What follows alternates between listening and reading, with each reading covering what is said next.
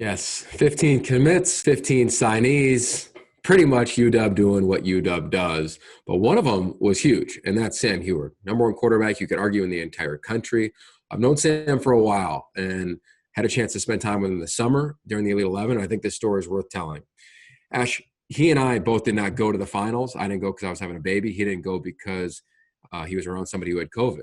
So he took himself out. But he and I would meet every morning around 5 a.m. And we would go through the position, go through the previous day's notes, go through what was going on during the day. And his attention to detail was phenomenal. You spin it forward, you talk to his coach, you talk to his teammates, rave about this young man. He's a pure passer. He is a dynamic competitor. And he said to me 2 nights ago, he's dreamt about playing at UW for a long time. And he wants to put the city on his back. So there you go. One of the top quarterbacks in the history of this program signs. And I think he's going to have an illustrious career.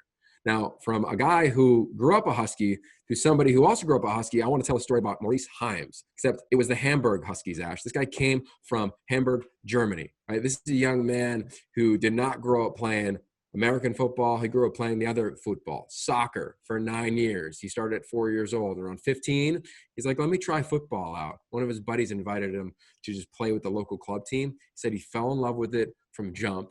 Came on an annual college tour to the United States, went through the East Coast.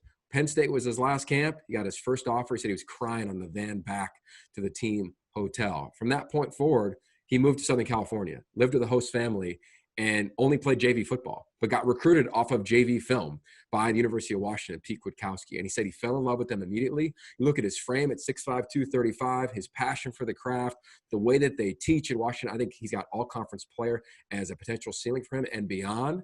Maurice Heims, of course, one of the great international stories that we always seem to have here in Pac-12 football.